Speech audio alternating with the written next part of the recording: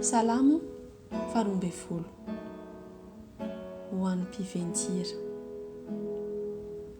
Alà Sheminity. Salamo nataon'i Davida. Vonjeo Tompo, fa efa lany ny tsara fanahy. Eny, tsy misy mahatoky intsony eo amin'ny zanak'olombelona. Samy milaza lainga amin'ny namany amin'ny molotra mandrobo izy.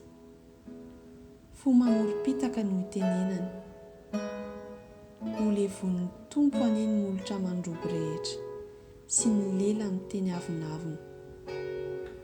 Izay manao hoe, ampaheranay ny lelanay, hiandana aminay ny molotray. Iza ny tomponay? Noho ny fampahoriana ny ory sy ny fisetohan'ny malahelo. Dia hitsangana ao ankehitriny hoy ny Tompo. Ho vonjeko izay vingavingan'ny sasany.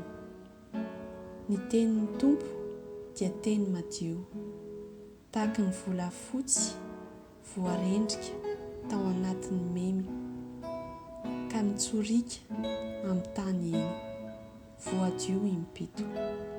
Ianao Tompo no hiaro azy, ianao no ambina azy mandrakizay tsy ho azo n'ity taranaka ity. Fa raha avy izay hisandratan'ny tsinotsinony eo amin'ny zanak'olombelona, dia mieboebo ombieny ratsy fanahy. Fitarainana ataon'izay azo pahoriana mafy loatra.